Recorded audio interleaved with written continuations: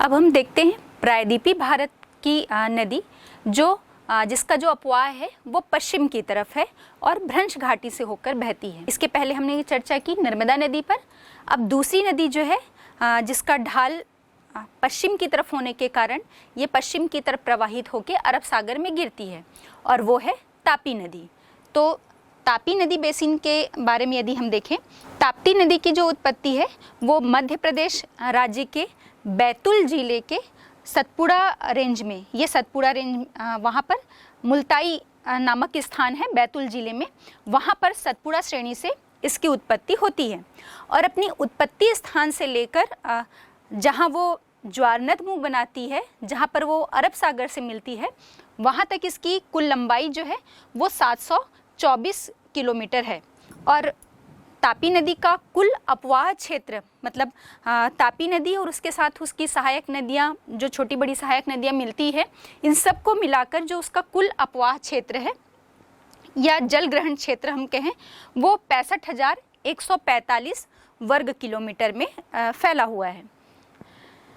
और ये कुल जो जल ग्रहण क्षेत्र है, इसका 79% जो हिस्सा है, 79% जो भाग है, वो महाराष्ट्र में पड़ता है। मतलब हम ये कहें कि ताप्ती नदी का जो मेजर पार्ट है वो महाराष्ट्र राज्य से होकर प्रवाहित होता है। इसके बाद 15% जो है वो मध्य प्रदेश में पड़ता है और 6% जो है वो गुजरात में। मतलब तापी नदी का जो अपवाह है वो भारत में 3 राज्यों से होकर गुजरता है, मेजर पार्ट महाराष्ट्र, गुजरात और मध्य प्रदेश। और ये जो नदी है, जैसे नर्मदा नदी विंध्याचल और सतपुड़ा के मध्य भ्रंश घाटी से होकर प्रवाहित होती थी, ठीक उसी प्रकार तापी नदी भी जो है वो नर्मदा नदी के समानांतर प्रवाहित होती है एक भ्रंश घाटी से। और वो भ्रंश घाटी कौन सी है? सतपुड़ा श्रेणी और अजंता पहाड़ियों के बीच में एक भ्रंश घाटी है। इसी भ्रंश घाटी से होकर ये नदी जो है वो प्रवाहित होती है। और अंत में जो अपना जल है ये खंभात की खाड़ी में गिराती है। और इसमें मुख्य बात ये है कि जिस प्रकार नर्मदा नदी डेल्टा का निर्माण नहीं करती, ये एस्चुरी का निर्माण करती है, ठीक इसी प्रकार तापी नदी भी डेल्टा का निर्माण नहीं करती, एस्चुरी का निर्माण करती है। क्योंकि एक तो हम समानांतर, तो नर्मदा नदी के समानांतर ये प्रवाहित होती है, लेकिन इस मानचित्र से भी आप देख पा रहे हैं कि इसकी लंबाई जो है वो नर्मदा नदी से छोटी है। लेकिन फिर भी उत्पत्ति स्थान से लेकर जहाँ पर वो समुद्र से मिलने वाली होती है, तब तक एक लंबाई तो कम ही है और बहुत भ्रंश घाटी से होकर, एक सक्रिय क्षेत्र से होकर ये प्रवाहित होती हुई सीधे जाकर खंभात की खाड़ी में गिर जाती है। तो वो क्षेत्र उसे नहीं मिल पाता कि वो नदी का जो जल है वो फैलकर अवसादों का जमाव कर पाए। और इसी कारण से ये नदियाँ जो हैं वो डेल्टा का निर्माण ना करके एस्चुरी का जो है निर्माण करती है, और ये सीधे प्रवाहित होती हुई जाती है और समुद्र में, मतलब खंभात की खाड़ी में विलीन हो जाती है। तापी नदी के मुहाने पर ही सूरत नगर जो है वो स्थित है। इसकी प्रमुख सहायक नदी तापी की पूर्वा नदी है। इस नदी पर जो है 2 प्रमुख परियोजनाएं संचालित की जा रही हैं। एक तो काकरा है और दूसरी परियोजना जो है वो उकाई परियोजना। और इन 2 परियोजनाओं के माध्यम से ही ताप्ती नदी का जो जल है वो विभिन्न उपयोग में लिया जाता है। अब ये हो गई तापी नदी की बात। अब इसके बाद हम देखते हैं गोदावरी बेसिन। गोदावरी नदी बेसिन जो है ये भी गोदावरी नदी इसमें मुख्य नदी होती है और इसके अलावा इसकी अन्य सहायक नदियां जो है जो इसमें आकर मिलती हैं। अब हम देखते हैं गोदावरी नदी की उत्पत्ति कहाँ पर से होती है। इसके पहले गोदावरी नदी बेसिन की यदि हम बात करें, उसके पहले मैं आपको बता दूं कि प्रायद्वीपीय भारत की नदियां हम पढ़ रहे हैं और उसमें हमने भी नर्मदा और ताप्ती नदी का जो है वो अध्ययन किया। और इन दोनों नदियों की विशेषता ये थी कि ये पश्चिमी हम कहें प्रायद्वीपीय पठार में मध्यवर्ती उच्च भूमि से इनकी उत्पत्ति होती है। और ये चूंकि इसका ढाल पश्चिम की तरफ है, इसलिए ये नदियाँ बंगाल की खाड़ी में मतलब पूर्व की तरफ अपना जल लेकर प्रवाहित नहीं होती, ये पश्चिम की तरफ जो है वो प्रवाहित होती हैं और खंभात की खाड़ी में अपना जल गिराती हैं। ऐसा नहीं है कि सिर्फ प्रायद्वीपीय भारत की ये दो नदियाँ ही हैं जो पश्चिम की तरफ प्रवाहित होती हैं, इसके अलावा और अनेक नदियाँ हैं। जैसे यदि हम बात कर लें, माही है, साबरमती है, लूनी तो राजस्थान से ही इसकी उत्पत्ति होती है और राजस्थान में ही वो विलीन हो जाती है, समुद्र तक की अपनी यात्रा जो है वो पूरी नहीं कर पाती। इसके अलावा भी हम देखेंगे तो गोवा की जो प्रमुख नदी है जुआरी, मांडवी, केरल में आ जाएं तो भरतपुजा है, वहाँ केरल की जो प्रमुख नदी है। इसके अलावा पेरियार है और कर्नाटक में भी हम देखें तो शरावती, नेत्रवती, ये ऐसी और भी बहुत सारी नदियां हैं। इसमें कुछ बड़ी नदियां भी हैं, लेकिन और जो नदियां हैं वो छोटी छोटी नदियां हैं। तो इनका महत्व तो इनका भी बराबर है, लेकिन हम इन्हीं दो मुख्य नदियों नर्मदा और ताप्ती नदी के संबंध में हमने अध्ययन किया है। लेकिन आपको ये बात बताना ज़रूरी है कि अगर हम कह रहे हैं कि ये दो नदियाँ जो पश्चिम की तरफ प्रवाहित होती हैं प्रायद्वीपीय भारत की, तो आपको ये न लगे कि सिर्फ ये दो नदियाँ ही हैं जो प्रायद्वीपीय भारत में पश्चिम की तरफ प्रवाहित होती हैं। इनके अलावा भी बहुत सारी नदियां हैं जिनका नाम अभी मैंने लिया, और आप मानचित्र पर भी इसका बहुत अच्छी तरह से अवलोकन कीजिएगा, जो कि ये पूरी नदियां जो हैं वो पूर्व की तरफ प्रवाहित ना होकर पश्चिम की तरफ प्रवाहित होती हैं और अरब सागर में अपना जल गिराती हैं। लेकिन दो महत्वपूर्ण नदियों की हमने बात की यहाँ, या फिर पूरी चर्चा की कि उनकी उत्पत्ति कहाँ से होती है, उनमें कौन सी परियोजनाएं संचालित हैं, कौन कौन से राज्य से वो प्रवाहित होती है, इस प्रकार की बातें। अब हम ये जो बात कर रहे हैं गोदावरी नदी के बाद हम चर्चा करेंगे कृष्णा नदी, कावेरी नदी, महानदी। तो ये जो नदियां हैं ये पश्चिमी घाट से लगभग इनकी जो उत्पत्ति है, महानदी को यदि हम छोड़ दें तो पश्चिमी घाट से ये इन नदियों की उत्पत्ति होती है। और चूंकि पश्चिमी घाट का ढाल जो है वो पूर्व की तरफ है, पश्चिम घाट का पूर्वी ढाल की हम बात करें तो ये पूर्व की तरफ से इनकी उत्पत्ति होती है, पश्चिमी घाट के पूर्वी हिस्से से। तो ये नदियाँ पूर्व की तरफ जो है प्रवाहित होती हुई बंगाल की खाड़ी में अपना जल गिरा देती हैं। और हमने नर्मदा और ताप्ती नदी के विषय में देखा कि वो एस्चुरी का निर्माण करती हैं, लेकिन ये जो नदियां हैं ये डेल्टा का निर्माण करती हैं, क्योंकि ये जो ढाल है वो क्रमशः मंद होता हुआ अंत में अपने अंतिम मुहाने के पास ये पहुंचता है और एक बड़े क्षेत्र में फैल जाता है और अवसादों का जमाव करती हैं ये नदियाँ, और जिससे डेल्टा का निर्माण होता है। तो आइए हम एक एक करके चर्चा करते हैं। तो सबसे पहले हम बात कर लेते हैं गोदावरी नदी बेसिन। गोदावरी नदी जो है इसकी उत्पत्ति पश्चिमी घाट में ही महाराष्ट्र के नासिक जिले के पास त्रयंबक पहाड़ी से होती है, और ये नदी भी यहाँ से उत्पत्ति होकर बंगाल की खाड़ी में अपना जल गिराती है। इस नदी की कुल लंबाई की यदि हम बात करें तो 1405 किलोमीटर है।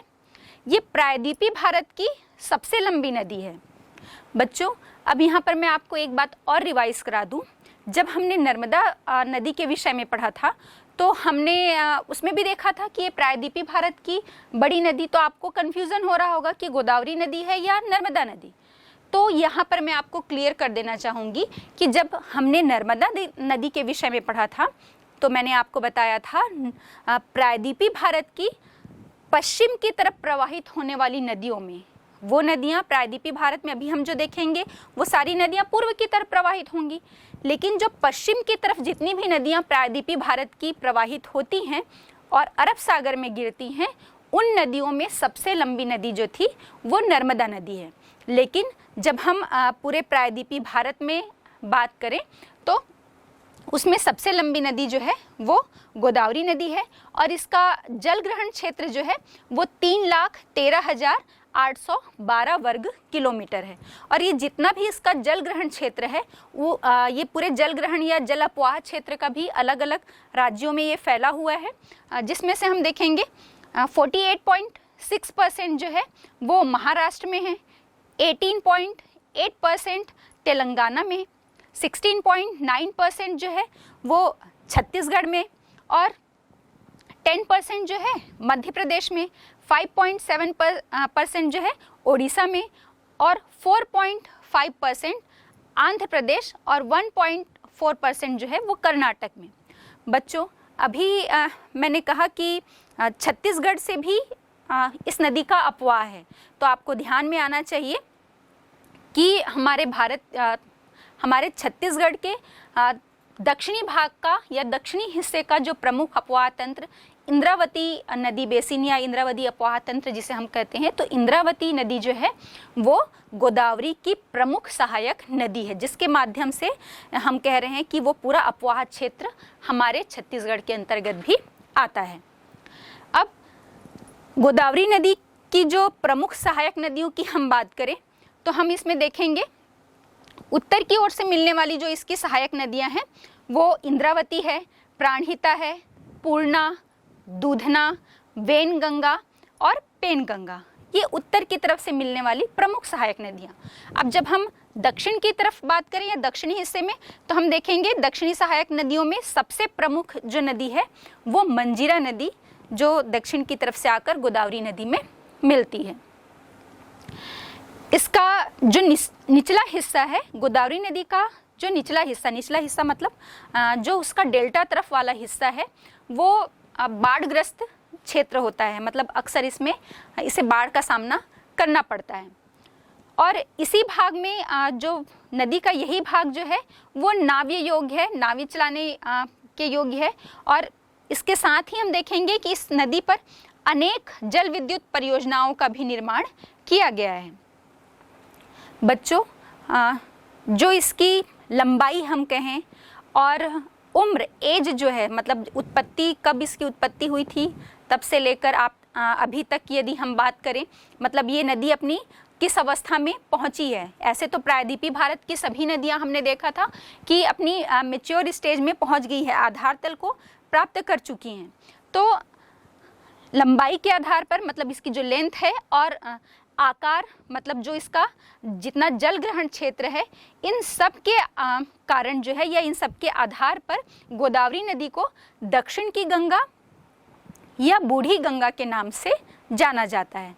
और इस बात को आप इस मानचित्र पर बहुत अच्छी तरह से समझ पा रहे होंगे कि महाराष्ट्र के नासिक के पास से इसकी उत्पत्ति हो रही है इस नदी की, और जहाँ पर ये बंगाल की खाड़ी में अपना जल विसर्जित करती है, वहाँ से पूरे सफ़र के दौरान हम देख रहे हैं कि कितनी ही सहायक नदियाँ इससे मिलती है, और इस सहायक नदियों के माध्यम से एक बड़ा जो अपवाह क्षेत्र, एक बेसिन जो है ये निर्मित करता है गोदावरी नदी। तो इसी के कारण हम इसे दक्षिण की गंगा के नाम से इसे उपमा या संज्ञा जो है वो प्रदान करते हैं, क्योंकि हम देख रहे हैं कि हमारे भारत का जो उत्तरी हिस्सा है या उत्तर का पूरा मैदान जो है उसमें सर्वाधिक जो सहभागिता जो है वो गंगा नदी की है। गंगा नदी को भी हम यहाँ पर देखते हैं ऊपर की तरफ कि ये लंबाई के साथ साथ भारत में प्रवाहित होने वाली नदी है ना, जो गंगा सबसे लंबी नदी, और इसके साथ ही ये मुख्य नदी के साथ उसकी जितनी भी सहायक नदियां मिलती हैं, ये सब मिलकर एक बड़ा जो अपवाह क्षेत्र या जल ग्रहण क्षेत्र या बेसिन को ये निर्मित करती है। तो इसी आधार पर इस नदी को दक्षिण की गंगा या बूढ़ी गंगा की संज्ञा प्रदान की जाती है। अब गोदावरी नदी के बाद हम बात करते हैं महानदी बेसिन। बच्चों, महानदी बेसिन से या महानदी से आप बहुत अच्छी तरह से परिचित होंगे, और यदि मैं आपको प्रश्न पूछूं कि महानदी की उत्पत्ति कहाँ से होती है, हालांकि मैं इसका उत्तर आपको दूंगी, लेकिन मन में आप विचार कीजिए और अपने मानचित्र पर भी ढूंढिए कि आपके छत्तीसगढ़ के मानचित्र में महानदी की उत्पत्ति किस जिले से और कहाँ पर से हो रही है। तो आइए हम बात करते हैं, महानदी जो है वो छत्तीसगढ़ के धमतरी जिले के सिहावा पहाड़ी से इसकी उत्पत्ति होती है, और ये नदी भी जो है वो डेल्टा बनाती हुई बंगाल की खाड़ी में गिरती है। इस नदी का अपवाह क्षेत्र एक तो मुख्य भाग छत्तीसगढ़ में भी पड़ता है, और इसके साथ साथ ये ओडिशा राज्य में भी प्रवाहित होती है।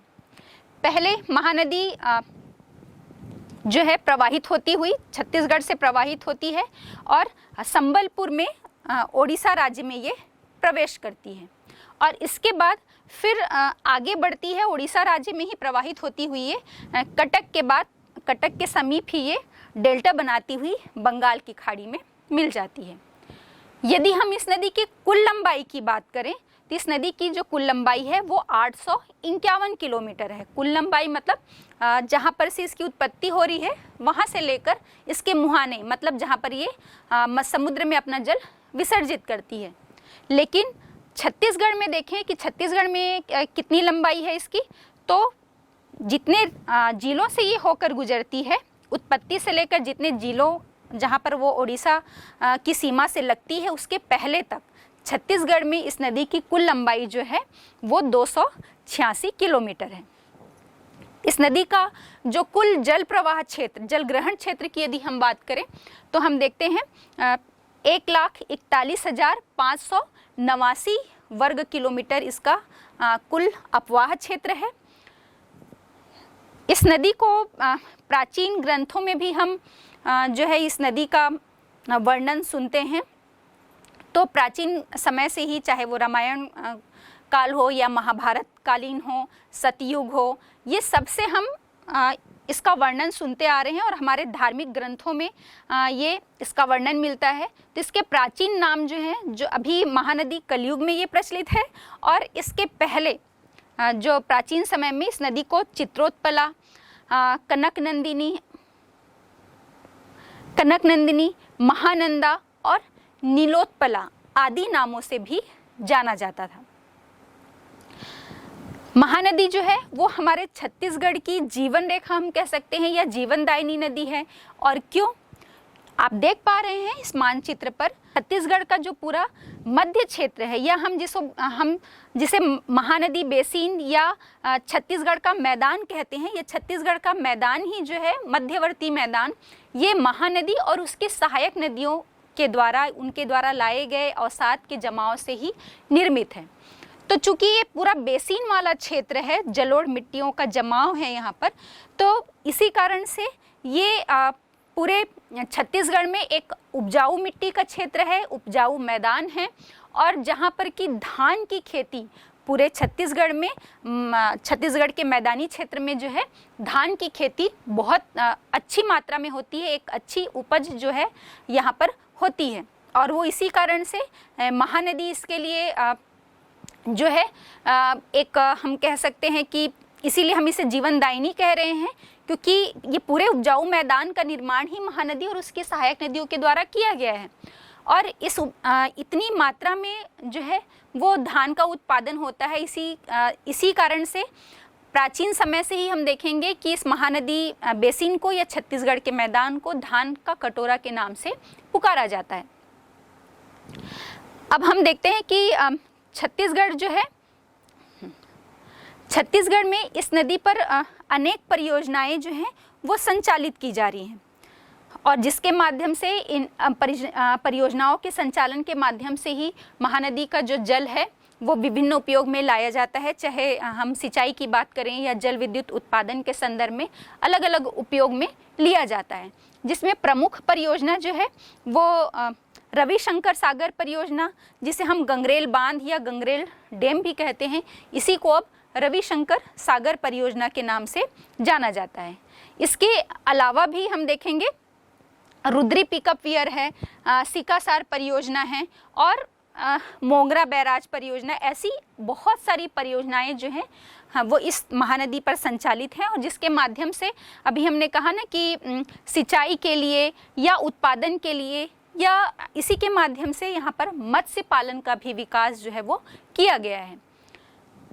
इस नदी की अवस्थिति के ही कारण हम देखेंगे कि अधिकांश जो उद्योग हैं उनका विकास भी इस पर निर्भर है। हमें मालूम है कि जहाँ कहीं भी उद्योग संचालित होता है तो उस उद्योग के लिए जल की आवश्यकता बहुत महत्वपूर्ण होती है।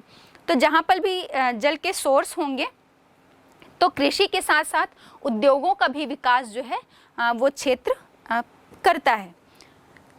फिर हम देखते हैं कि इसके जो तट पर स्थित नगरों के विषय में हम बात कर ले कि कौन कौन से नगर जो हैं वो महानदी के तट पर पड़ते हैं।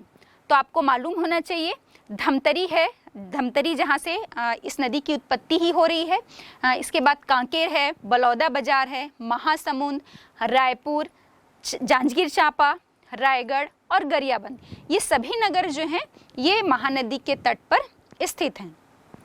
इसके साथ ही साथ हम देखेंगे कि छत्तीसगढ़ में महानदी के तट पर अनेक धार्मिक महत्व के और पर्यटन के जो केंद्र हैं वो विकसित अवस्था में मिलते हैं, जिसमें आपका है सिरपुर है, खरौद है, चंपारण, शिवरी नारायण, चंद्रपुर और राजिम जिसे हम छत्तीसगढ़ का प्रयाग भी कहते हैं।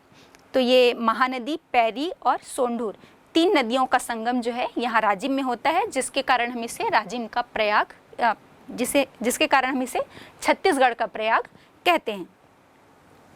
तो ये प्रमुख धार्मिक और पर्यटन केंद्र इस नदी के तट पर विकसित हुए हैं। अब हम इसकी कुछ सहायक नदियों की बात कर लें तो हम देखेंगे कि उत्तर में जो मिलने वाली सहायक नदियां हैं शिवनाथ, केलो, ईब, हसदेव, बोरई और मांड, ये प्रमुख नदियां जो उत्तर की तरफ से महानदी में मिलती हैं। और दक्षिण की तरफ से मिलने वाली सहायक नदियों में जोंक है, दूध, पैरी, सोंढूर, सूखा और लात, ये दक्षिण की ओर से मिलने वाली प्रमुख सहायक नदियां हैं। तो बच्चों, हमने महानदी पर एक विस्तृत चर्चा कर ली, क्योंकि ये इसकी जो उत्पत्ति हमारे छत्तीसगढ़ से हो रही है, तो हमको जानना अति आवश्यक है कि कौन कौन से केंद्र यहाँ पर विकसित अवस्था में हुए हैं और इस नदी का छत्तीसगढ़ के लिए क्या महत्व है। अब इसके बाद हम देखते हैं तीसरी प्रमुख नदी प्रायद्वीपीय भारत की, वो है कृष्णा नदी बेसिन। कृष्णा नदी बेसिन की भी जो उत्पत्ति है वो पश्चिमी घाट से ही होती है और पश्चिमी घाट में स्थित महाराष्ट्र का जो महाबलेश्वर है यहाँ से ये नदी ओरिजिनेट होती है। और इसकी जो कुल लंबाई की हम बात करें तो कृष्णा नदी की कुल लंबाई 1401 किलोमीटर 1401 किलोमीटर है। इसका जो कुल अपवाह क्षेत्र है वो 2,59,000 वर्ग किलोमीटर। अब ये कुल अपवाह क्षेत्र जो है वो किन किन राज्यों से होकर प्रवाहित होता है, तो इसमें हम देखेंगे इसका कुल अपवाह क्षेत्र का 27% जो है वो महाराष्ट्र में, 40% जो है कर्नाटक में, 29% तेलंगाना और आंध्र प्रदेश में। तो ये मुख्य रूप से 3 राज्यों से होकर प्रवाहित हो रहा है, कर्नाटक, तेलंगाना और महाराष्ट्र। इसमें भी लगभग 50% मतलब इस नदी का आधा हिस्सा जो है वो कर्नाटक में प्रवाहित होता है। इस नदी पर जो है अनेक परियोजनाएं, बहुउद्देशीय परियोजनाएं संचालित की जा रही हैं। प्रमुख सहायक नदियों की यदि हम बात करें तो तुंगभद्रा और भीमा इसकी प्रमुख सहायक नदियां हैं कृष्णा नदी की। और अन्य नदियां जो हैं वो कोयना है, वरना, पंचगंगा, मूसी, दूधगंगा, घाट प्रभा, मालप्रभा, ये अन्य प्रमुख सहायक नदियां हैं। तुंगभद्रा की जो प्रमुख सहायक नदियां 2 हमने बात की थी, भीमा और तुंगभद्रा, कृष्णा नदी की प्रमुख सहायक। इसमें भी तुंगभद्रा की एक प्रमुख सहायक नदी है जिसका नाम है हगरी नदी, और इसे एक अन्य नाम वेदावती के नाम से भी जाना जाता है। और इस वेदावती नदी पर जो है एक बहुत सारी जल विद्युत परियोजनाएं जो है इस नदी पर संचालित की जा रही हैं, या हम ये कह सकते हैं कि जल विद्युत परियोजनाओं की दृष्टि से ये वेदवती नदी जो है वो बहुत ही महत्वपूर्ण है। और कृष्णा नदी अंत में महाबलेश्वर से तो इसकी उत्पत्ति हो रही है, यहाँ से ये प्रवाहित होती हुई इन 3 राज्यों में, अभी हमने बताया था ना, कर्नाटक है, महाराष्ट्र और तेलंगाना, आंध्र प्रदेश, इन सभी राज्यों से ये प्रवाहित होती हुई अंत में डेल्टा बनाती हुई बंगाल की खाड़ी में गिरती है। अब एक अन्य महत्वपूर्ण नदी प्रायद्वीपीय भारत की कावेरी नदी। कावेरी नदी जो है ये भी बहुत महत्वपूर्ण नदी है प्रायद्वीपीय भारत में प्रवाहित होने वाली। आइए हम कावेरी नदी बेसिन पर चर्चा करते हैं। इसकी जो उत्पत्ति है वो कर्नाटक जिले से होती है, कर्नाटक राज्य से होती है, और कर्नाटक में कुर्ग जिला और कुर्ग जिले के पास ब्रह्मगिरी पहाड़ी है, वहाँ से इसकी कावेरी नदी की उत्पत्ति होती है। इसकी कुल लंबाई जो है कावेरी नदी की वो 800 किलोमीटर है। अपवाह क्षेत्र जो है वो 81,155 वर्ग किलोमीटर, और ये कुल अपवाह क्षेत्र का 56% जो है वो तमिलनाडु में और 41% कर्नाटक में और 3% जो है वो केरल में प्रवाहित होता है। ये नदी भी जो है वो 3 राज्यों से होकर प्रवाहित हो रही है, कर्नाटक, तमिलनाडु और केरल। अब हम ये देखें कि इसके दाएं और बाएं तट से कौन कौन सी सहायक नदियां जो है वो आकर मिलती हैं। तो यदि हम दाएं तट की बात करें तो लक्ष्मण तीर्थ, काबिनी, सुवर्णवती, भवानी और अमरावती, ये दाएं तट की जो है प्रमुख सहायक नदियां हैं।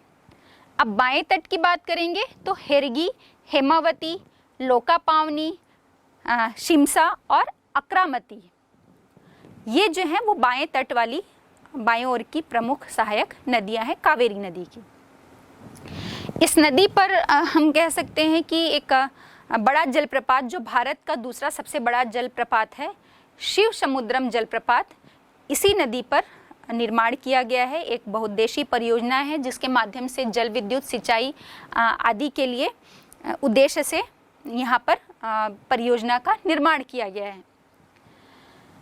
इसके प्रवाह क्षेत्र को एक तो सबसे महत्वपूर्ण बात, कावेरी नदी को दक्षिण भारत की गंगा के नाम से जाना जाता है, और इसका जो कुल अपवाह क्षेत्र है उसे rice bowl of south India भी कहा जाता है। इसके नाम से ये प्रचलित है क्योंकि इसके इस पूरे अपवाह क्षेत्र में, जैसे हमने देखा था ना महानदी बेसिन को धान का कटोरा, छत्तीसगढ़ का वो धान का कटोरा था, तो ठीक उसी प्रकार ये rice bowl of south India मतलब दक्षिण भारत के चावल का कटोरा, इसका जो कुल अपवाह क्षेत्र है, जल ग्रहण क्षेत्र है, वो पूरा जो क्षेत्र है वो चावल के उत्पादन के दृष्टिकोण से बहुत महत्वपूर्ण है।